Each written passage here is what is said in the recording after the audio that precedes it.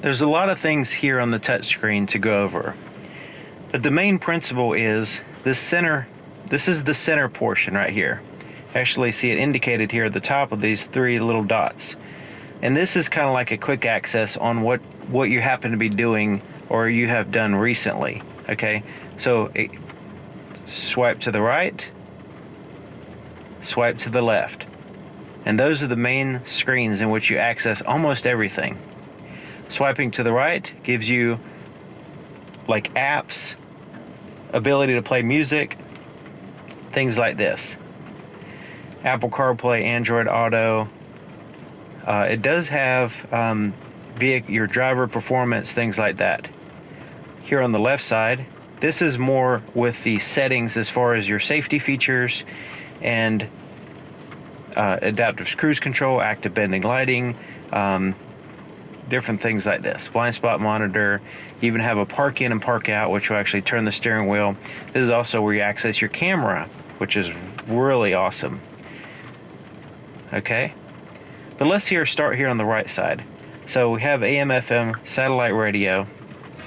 So I can show you what that looks like. You have a now playing option, so you can actually see like an image there. You have USB, Bluetooth, so where you can play music through the sound systems in different ways. But you notice now that is there. Okay, so that was the USB was there before. Now we have that. So when we make a selection, it kind of puts it here in the main screen, so you can get back to it easier. So Bluetooth, USB. Now USB, you can play different formats, and I'll show you the different formats that you can go over with the USB input. There's images, there's videos, and there's also lots of different audio formats in which you can play. It's really good. Typically it's only MP3. With other vehicles, this one has a lot more than just that. So your sound experience, so you can go in and adjust your treble, bass, and all that stuff here. You just slide it. Oh yeah, I want to go back to the USB because let's go back up here to the USB. When you play this song, okay, and you go to the now playing screen, you can has a status bar here in which you can go through and choose where you want. So if you have a long audio recording, you can quickly go to certain spots very easily. So like when I listen to like long podcasts and things that I've downloaded, they might be 3, 4, 5 hours long. For me to have to do like a fast forward button or something, that takes forever, and also it's just not fun. But this, I can quickly go instantly in different parts of that audio file, which I think is fantastic. Also, it has the imagery in this particular case, and in most cases probably, of the album in which you're playing. So that's really fantastic.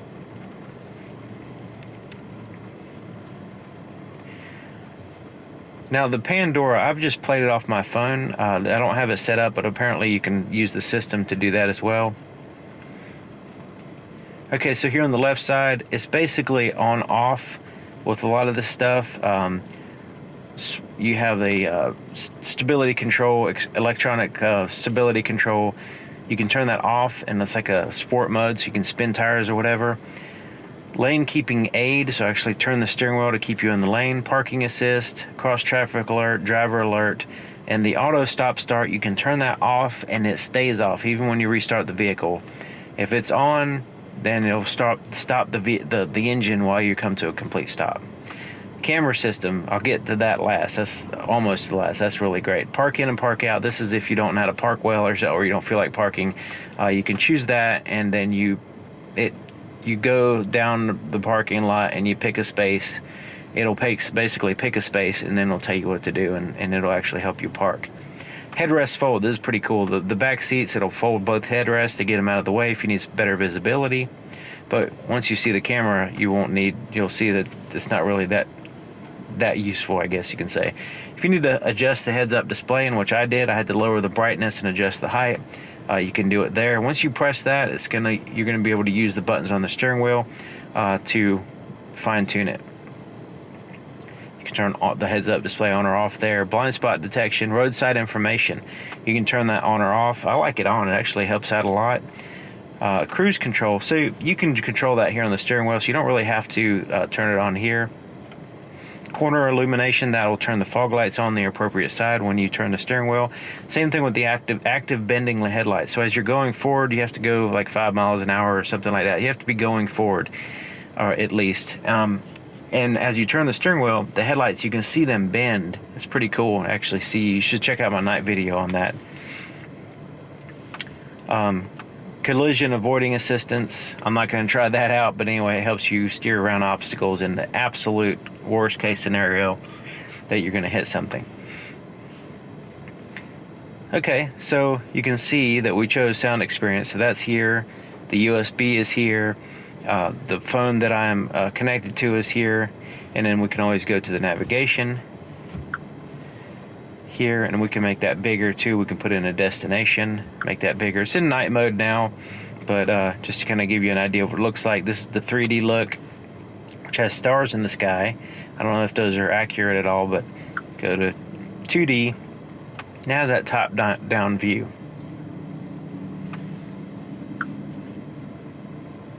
Really nice navigation system. Now I plugged in my phone and hooked up the Android Auto, and I was like, why bother with this when you have a system like this? I would prefer this particular system myself. Now you notice down here it has some additional stuff, and this is for your climate control. So it's a dual stage, driver and passenger. You can sync those. Sorry, right now they're synced. So when I adjust the driver, it also adjusts the passenger. So you can see, and I can unsync those if I want to. But also, you'll have push that, and it pulls up where you want the air to blow, the fan speed, and all the front and rear defrosters and all that stuff. You also have a parking climate, so they can precondition the vehicle based on a timer. Like say if you're leaving at 8 o'clock in the morning for whatever, for work or whatever, and you want to precondition the vehicle, you can add a timer and choose a particular time for it to go ahead and precondition the vehicle. What I think is pretty neat.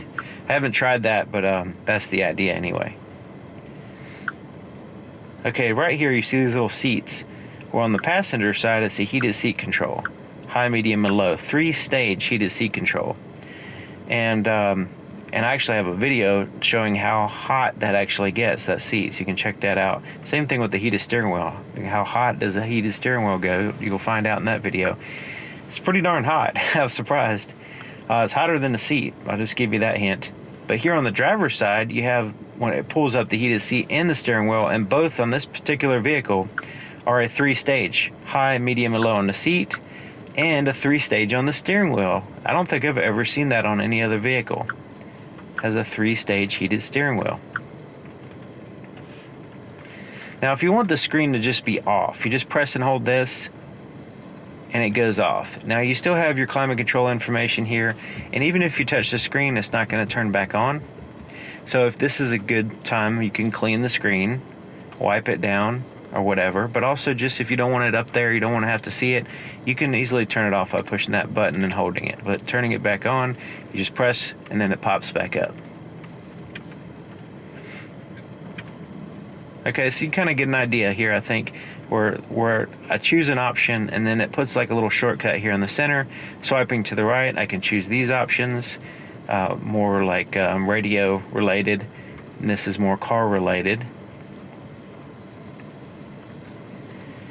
Now you have an entire owner's manual in here. So we swipe this down, and we have a searchable owner's manual. So we can push that. It takes a second to load, but man, is it worth it, because it's searchable.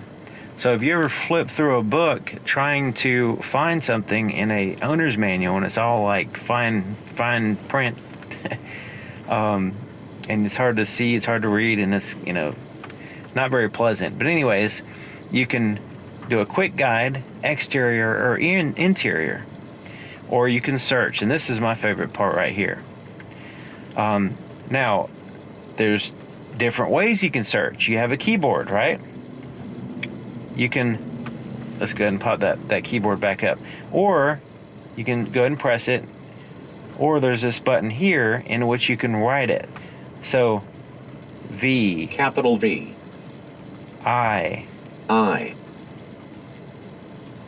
D, capital D. So now I'm looking for video. See right there, it's giving me real-time search results as I'm typing. And see, look at there, video settings. So I hit that, now it pops up and it explains that particular thing. And then it has related information. We can star that. So if we want to go back to this information, we can have that as a favorite. Fantastic idea, having it searchable. Or you can use your voice to search too, that's another thing. But having a searchable user manual in which you can go to your favorites, you can find out information about the vehicle, especially one that has such a learning curve as this one. There is a lot of features, and there's a lot of usable features, and you don't want to be paying for features that you're not using. You want to go ahead and get the most out of your vehicle. So having the owner's manual right there is fantastic. Here's some settings. Okay, so these are the things that you want to go into when you first get the vehicle and set it up the way you want it, and then you don't have to worry about it. Okay, so I'm going to have a separate video on how you set this car up for your preferences from the get-go. How to get this vehicle set up for yourself, and learning some of the stuff that you kind of want to know about before you start driving. Because if you're new to this particular format of vehicle, and you trade in a 12-year-old car, which is the average age of the cars on the road now, then you might want to have a little bit of an introduction on what to do before you actually get behind the wheel. Because the tendency is you want to get behind the wheel and start driving, but then all of a sudden while you're driving you run into something that is different, and it's kind of like frustrating trying to deal with that in the moment. But if you prepare yourself and you familiarize yourself with this vehicle and all the different features, then the transition and learning the vehicle will go much, much smoother, and you'll be able to appreciate the vehicle instead of struggling with it or being frustrated. You'll actually be able to get the benefits of it without that frustration, and that's the point of the other video I'm going to make, to go ahead and set up and learn about some basic things to get you going that's going to really, really help you out. So you can look for that in my channel as well. So anyways, there's kind of a rundown of this particular screen. I really like this format, this vertical format. It does help out with the navigation. You get more of the road on the screen. Also, it's kind of like a cell phone. Cell phones have this vertical look, and it just kind of fits on the dash well as well. The camera system is really accurate in the relationship between the vehicle and its surroundings. So that way, when you're pulling a parking space, you can actually line the vehicle up with the lines using this camera system. Also, the parking sensors are accurate to the objects around it. So we're going forward now, and you can see the curb, the little bumper there. I'm getting close to it. Now, I'm getting even closer, but you can see those yellow lines are on top of it, and they actually follow it as it gets closer. So you can actually see that the lines that's warning me are showing the exact distance on the camera system that I am of those objects. So that way, as I get closer, so you can see it's already warned me. But if I need to get really close, what I could do is push here and look at that front camera and get a view of what exactly is in front of the vehicle. So the front is not super low, but it is low enough to where it could possibly, bump into one of these bumpers. Now as we put it in reverse, we'll see not only directly what's behind the vehicle, but it expands out, so we can see all the way to the left and right. Now it has the rear cross traffic alert, so as we back up, if there's any vehicles that are coming from either way, it's actually somebody walking back there, it's giving us an audible and visual alert on the appropriate side that we need to look at. As we back up a little bit more,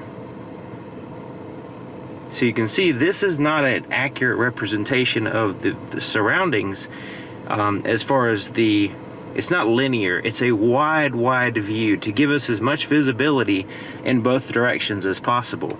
Also, as I turn the steering wheel, you can see the guidelines there are letting me know where my tire tracks are actually going to go on the ground if I continue in that direction. Let's go back to 360 view. We can go to the left side. And the reason why this is important, you see I don't know if you can see that line right there. Right there is your front tire. So let me go ahead and turn it to the right. You can actually see the front tire popping out so you can see it's popping out into your view. So if you really need to get close to something, a curb or anything, let's say you're going into, say, the ATM machine or whatever, and you have to get really close. Well, you can keep a close eye on the side of the vehicle, but also where that tire is in relationship to anything. And you can do the same thing on the right side. That same deal with the tire popping out, giving you that front view. I think that's fantastic.